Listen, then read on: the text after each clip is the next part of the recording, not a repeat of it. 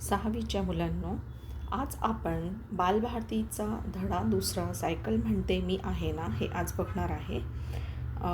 तर या धड्यांमध्ये आपण सायकलची आत्मकथा जे आहे ते बघणार आहे. याच्या आधी पहिली जी कविता आहे तो एक आपला देशासाठी देशभक्तीपर गीत आहे. तो तुम्ही छान वाचू शकतात आणि ओरल एक्झामसाठी किंवा जेव्हा तुमचं तोंडी परीक्षा होते त्यासाठी तुम्ही ते पाठ करू शकता. तर चला आज आपण दुसरा धडा सायकल म्हणते मी आहे ना हे बघूया. तर याच्यात बघा, सायकल जे वाहन आहे त्याच्याबद्दल पूर्ण त्याची आत्मकथासारखं आपल्याला दिलेला आहे. हा एक आत्मकथात्मक जे आहे, कथनात्मक हा एक पाठ आहे. तर आपण वाहन वेगळे वेगळे बघत असतो, पण सायकलबद्दल आपण काय बघतो ते आज आपण या धड्यात चर्चा करणार आहे. मी आहे सायकल. काही लोक मला दुचाकीही म्हणतात. बघा, सायकलला किती चाक असतात? 2 चाक, म्हणून त्याला आपण काय म्हणतो? दुचाकी.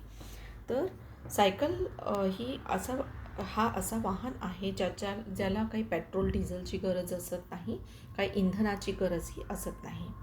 तर इथे सायकल काय म्हणते? तसं म्हटलं तर माझा जन्म 1690चा. फ्रान्स देशातील डी सिव्हर्क हे माझे जन्मदाते. म्हणजे फ्रान्समध्ये एक व्यक्ती होऊन गेले डी सिव्हर्क म्हणून. त्यांनी ह्याचा सायकलचा शोध 1690 या साली लावलेला. 1876 साली जे लॉसन यांनी मला गती यावी म्हणून पॅडलला साखळीची दंत तपकडी बसवली. म्हणजे याच्या आधी असं काही नसेल तर दुसऱ्यांदा त्याला काय बसवली गेली, त्याची जी पॅडल आहे आपण बघतो ना इथे, ही दंतकडी दिसत आहे ती बसवलेली, म्हणजे एक सारखी चेन जे असते ती बसवली गेली. पण मला खरा वेग आला तो रबरी टायरमुळे. 1887 साली जॉन बॉयड डनलॉप यांनी ते शोधून काढले होते आणि पहिली 200 वर्षे मी रखडत चालले. आता सगळ्यात पहिले जी सायकलचा शोध लावला गेला ते फ्रान्सची व्यक्ती होती, त्यांनी लावलेला.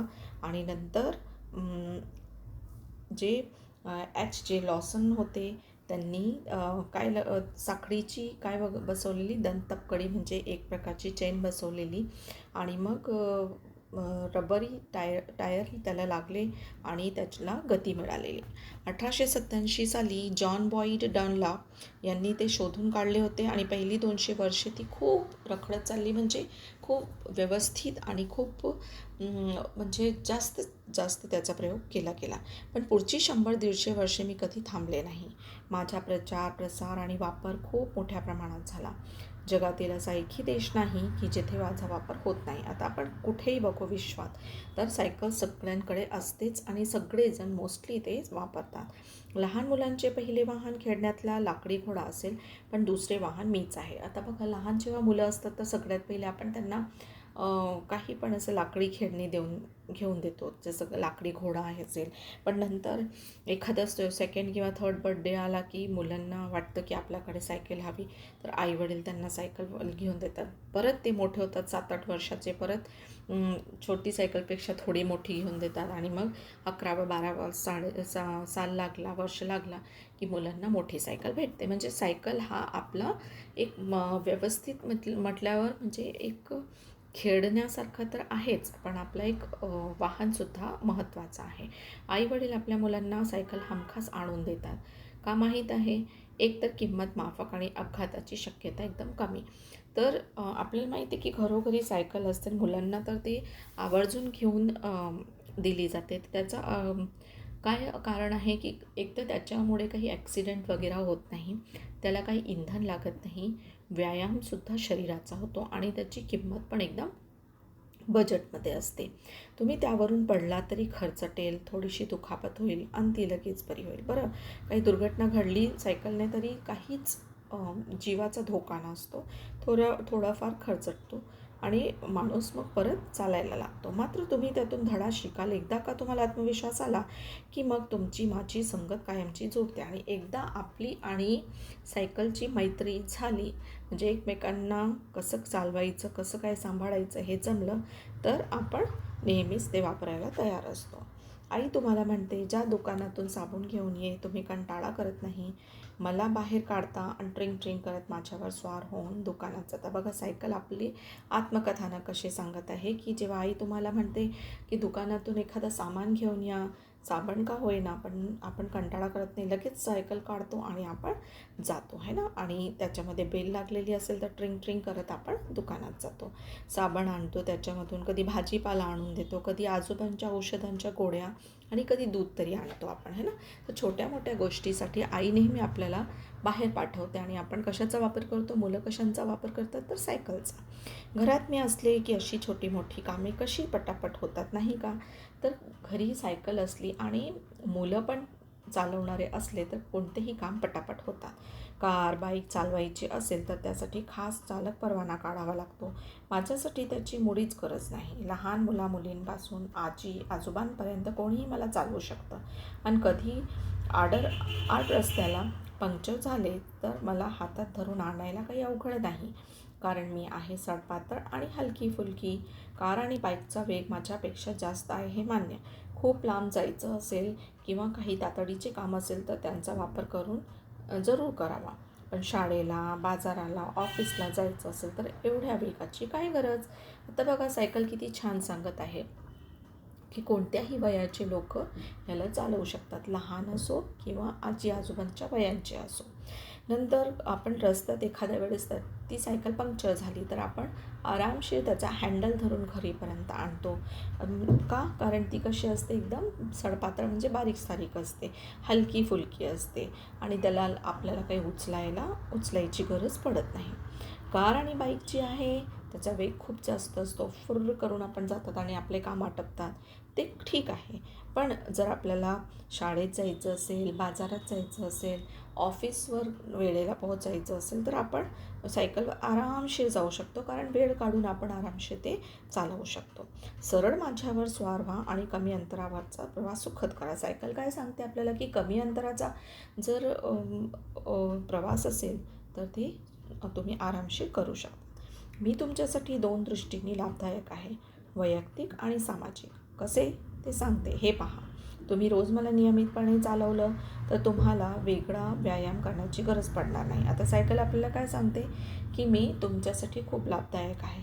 एक तर कसं वैयक्तिक आणि सामाजिक. वैयक्तिक म्हणजे कसं की दररोज आपण चालवलं तर आपला व्यायाम छान होतो.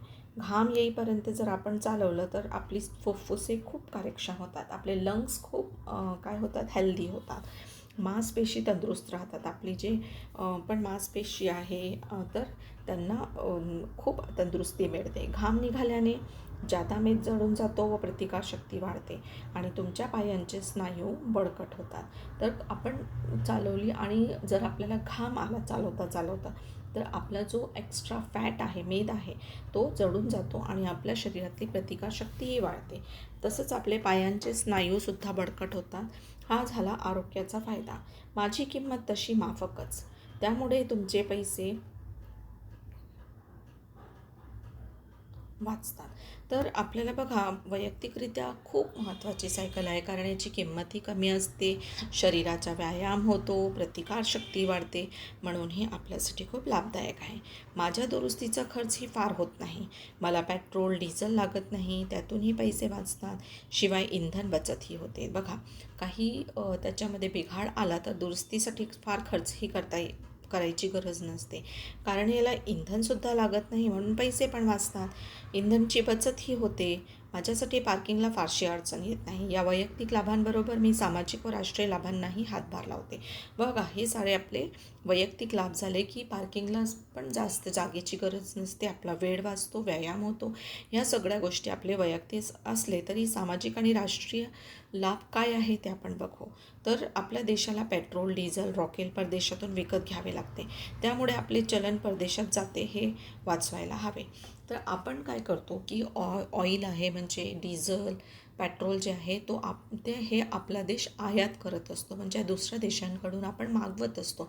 म्हणून जर आपण सायकल चालवली तर हा खर्चसुद्धा आपला पण कमी होईल आणि देशाचा खर्चही म्हणजे कमी होणार. वाहनांची संख्या वाढली की वायू प्रदूषण वाढते. आता बघा इतर वाहन जर आपण वापरले, जसं बाईक आहे, कार आहे, तर अशा प्रकारचे वाहन जर रिक्षा आहे, खूप साऱ्या दृष्टीने जर आपण यांचा उपयोग केला तर वायूमध्ये या इंधनामुळे प्रदूषण वाढतो है ना.